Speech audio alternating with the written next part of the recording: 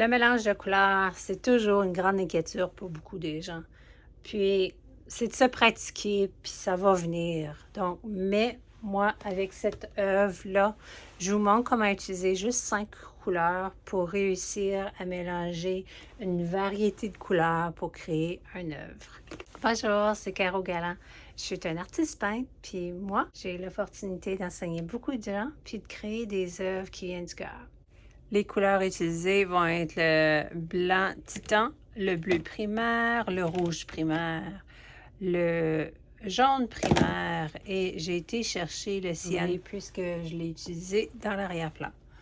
On va apprendre à mélanger nos couleurs puis à voir comment on peut utiliser un petit inventaire de couleurs puis réussir à faire beaucoup.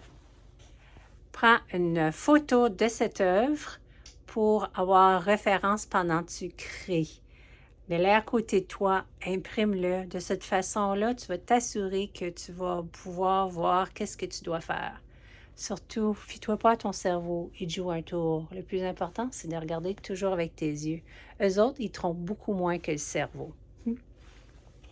Je prends un gesso blanc et un brun cyan brûlé. Je le mélange ensemble pour faire ma couleur.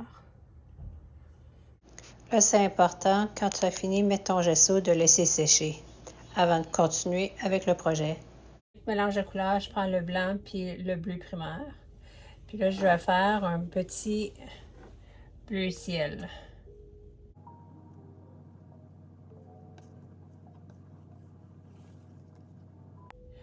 Là, pour le bleu ciel, je veux qu'il soit bien mélangé. Tant de commencer, on commence un ciel en haut. On veut une couleur unie, puis on ne veut pas oublier les côtés. Je prends le brun cyan, puis je le mélange avec ce bleu-là. Ça neutralise l'éclat du bleu. Puis ça va faire comme un bleu plus grisâtre, sans vraiment utiliser du noir. Et voilà. Ça, c'est la couleur pour les nuages. Durant l'application, de temps en temps, je touche un petit peu le blanc pour varier la couleur. Le prochain mélange pour le ciel, c'est de faire un orange. Donc, on prend le rouge primaire avec le jaune. Là, j'ai mon orange. Puis, on va aller lui mettre du blanc pour le pâlir.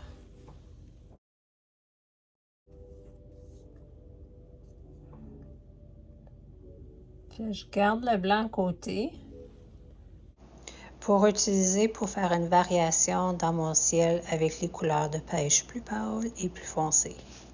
Je m'assure de prendre mon nouveau pinceau qui est vraiment propre. Je veux vraiment pas avoir de bleu dedans.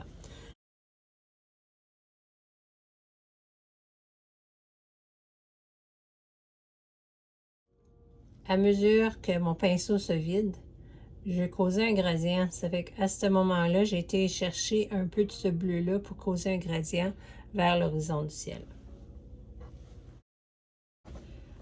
Là, c'est le temps de créer une couleur très foncée pour les montagnes. Fait que je prends le bleu, puis dedans, je vais aller chercher ce brun-là.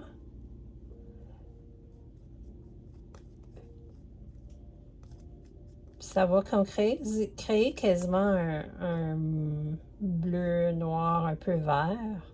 Et pour neutraliser ce vert-là, puis ça a l'air un petit peu plus noir, j'allais chercher du rouge. La proportion, c'est beaucoup plus de bleu, un peu de brun, puis un petit peu de rouge. Un mélange avec le blanc côté.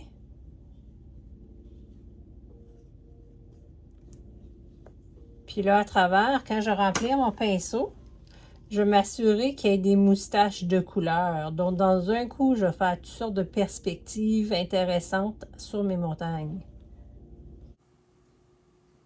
Là, quasiment fini les montagnes. Mon pinceau est quasiment vide. Je vais chercher le gris plus pâle, puis je le vide complètement pour créer un effet de brume.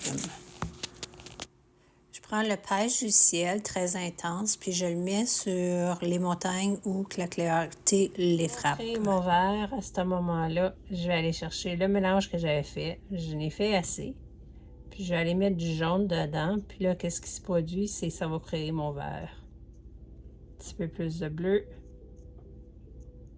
j'ai mon vin forêt. Encore une fois, j'ai pas mon pinceau super bien mélangé.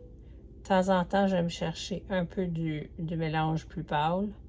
Puis, de cette façon-là, mes arbres, ils ont une petite structure que j'applique.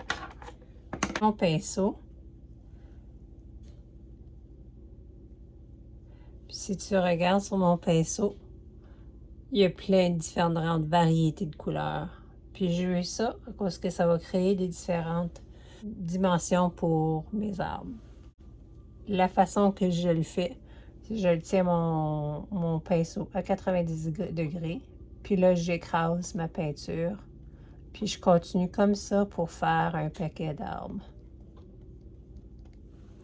Puis des fois, je vais aller chercher un petit peu de mon pêche. Créer des arbres qui sont frappés par la lumière.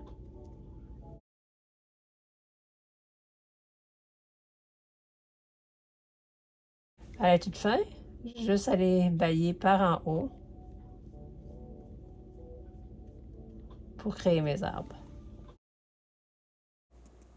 Lorsque mon pinceau est quasiment vide de peinture, je vais chercher un petit peu ce gris-là, puis le pinceau, il y a un peu de vert. Puis je m'en vais faire juste des petites impressions de forêt au loin. Puis là, je prends un autre pinceau, puis je pousse cette peinture-là pour créer un effet de brume, de dégradé. Puis en même temps, j'ai presque pas de peinture. Je m'en vais juste retoucher ici et là, ce gris-là, pour donner plus de reflets dans les couleurs. Puis là, quand c'est temps d'aller faire les détails, je vais chercher mon petit rond. Puis je vais chercher ce pêche-là. Puis là, je peux aller le mettre plus défini sur les montagnes, plus défini sur le bout des arbres. Je vais aller creuser les nuages pour être plus intéressant. Mon pinceau est quasiment vide de pêche et de blanc, puis je fais juste toucher, puis frotter, puis vider mon pinceau complètement pour créer des différentes formes à mes nuages. Au centre, donc je prends cette pêche-là avec le blanc puis un peu de jaune. Je fais un mélange pas mal plus clair. J'allais juste rajouter de la peinture là pour qu'on sache que c'est vraiment là que le soleil est.